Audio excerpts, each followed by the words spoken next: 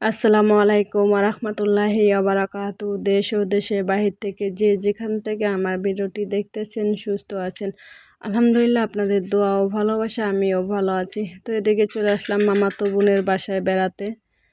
তো আমি, আমার খালাতো বোনের মেয়ে ছেলে, আমার বোনের ছেলে, আমার খালা, এই 4-5 জনে আসছি বেড়াতে মামাতো বোনের বাসায়। তো এই বাড়িটা ওরা ভাড়া থাকে, নিচতলায় থাকে ভাড়া ওরা। তো 2টা রুম, একটি কিচেন রুম, একটি টয়লেট। ভাড়া হয়েছে যে আপনার 4800 টাকা ভাড়া। আমার মামাতো বোনের একটাই মেয়ে। তো এসে দেখি দরজার সামনে দাঁড়াই আছে।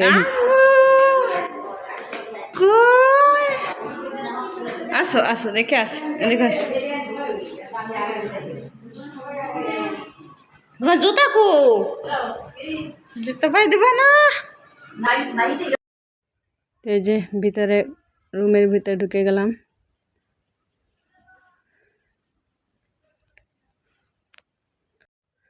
তো আমার মামাতো বোনটা বলছিল যে আপু তোমরা একটু সকালে সকালে এসো। তো আমাকে আসতে আসতে তারপরও 11টা বেজে গেছিলো। তো আসে দেখি ওর রান্না বান্না প্রায় কমপ্লিট হয়ে গেছে। তো লাস্টে এসে আমি খালি মাছ আর গরুর মাংসটা রান্না করছি। আর আমার রাঁধতে ভালো লাগে, তার জন্য আমি রান্নাও করি, সাথে আবার ভিডিও করি, আপনাদের সাথে শেয়ার করি। তো এখানে হচ্ছে ফাইসি মাছ আছে, আবার বাইলে মাছের ছাও আছে, তারপর আবার ট্যাংরা মাছও আছে, মানে মিশানো মাছগুলো। তো এখানে ওরকম বাসায় আসছি সকালে, বিকালে চলে যাব। তো অনেক রাখতে চাইছিল, তো থাকি নেই আমরা, যেহেতু আবার খালাদের বাসায়, খালাতো বোনের বাসায় চলে যাব। তো সাথে করে আমি মামাতো বোনরে নিয়ে গেছিলাম, বলছি চলো তুমিও চলো বেড়াইতে। তো এদিকে যে পেঁয়াজটা আগে হালকা ভাজলাম, ভাজার পর এখন আমি এই রসুন বাটাটা দিয়ে দিলাম। তো ওরা হচ্ছে জিরা বেটে খায় না, ওরা হচ্ছে জিরা মানে গুঁড়ি করে খায়। তো আমি জিরাটা দিই পরে দিছিলাম।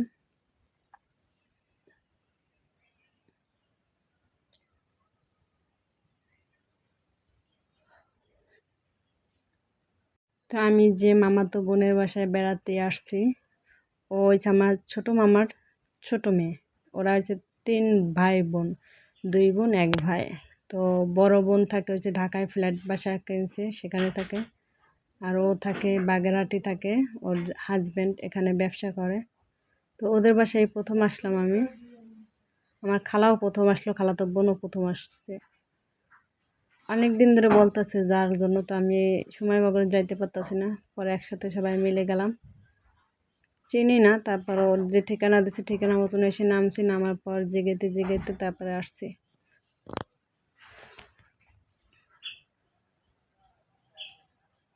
তো এদিকে মাছের মশলা কষানো হয়ে গেছে, ঝোলের পানি দিয়ে দিলাম, এখন দিয়ে দিলাম মাছ, দিয়ে দেবো এখন।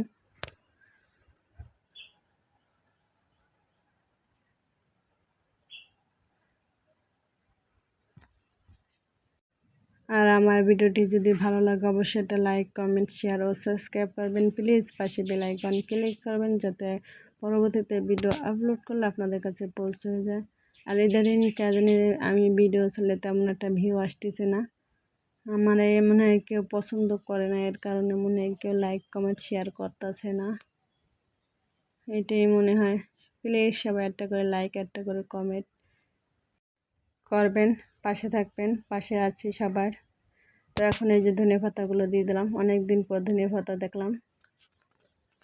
অনেক দিন বলতে প্রায় 1-2 মাসের মতন ধনেপাতা খাওয়া হয় না, রোজার মাসে খাইছিলাম, তারপর আর ধনেপাতা আর খাওয়া হয় না।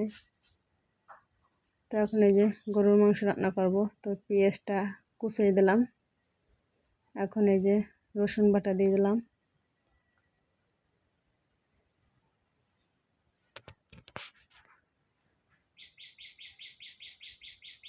আদা বাটা দিয়ে দিলাম, লবণ, হলুদের পাউডার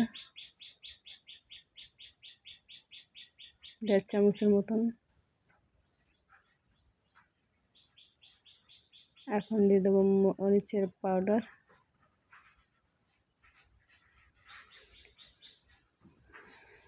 তো মরিচের পাউডার আমি বেশি দিই না, যেহেতু ছোট ছোট বাচ্চা আছে খেতে পারবে না ঝাল হয়, এর কারণে মানে মরিচ অল্পই দিয়েছি, 3 চামচের মতন দিয়েছি। এখন দিয়ে দিলাম গরম মশলাগুলো। এই লাস্টে দিয়ে দিতেছি জিরা পাউডার। এখন দিয়ে দেবো তেল, ভালো করে মিক্স করে তারপরে কষাবো। এক হাত দিয়ে মোবাইল, এক হাত দিয়ে সব কিছু করা, এর জন্য মানে অতটা মানে ভালো হয় না। কেউ যদি একজনে যদি মোবাইল ধরে আরেকজনে যদি করে তাহলে হয়। এক হাতে মোবাইল, এক হাতে রান্না বান্নার একটা, তো তেমন একটা ভিডিও ভালো হয় না। তো কষানো হয়ে গেছে, এখন গরম পানি গোশিতে দিয়ে দিলাম।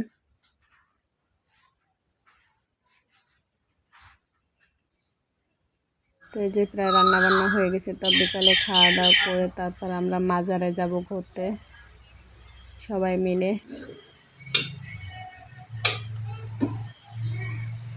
গরম মশলার গুঁড়ি দিয়ে দিলাম পরবর্তীতে আবার।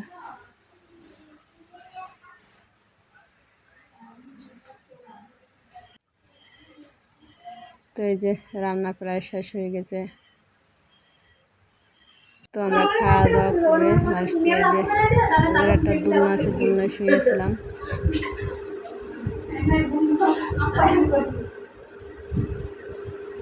আর এই যে বোনের মেয়েটাও আমার কোলে শুয়ে রয়েছে।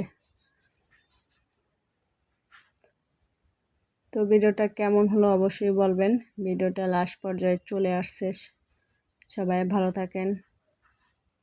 আল্লাহ হাফেজ। পরবর্তীতে ভিডিও দেখার অনুরোধ রইল।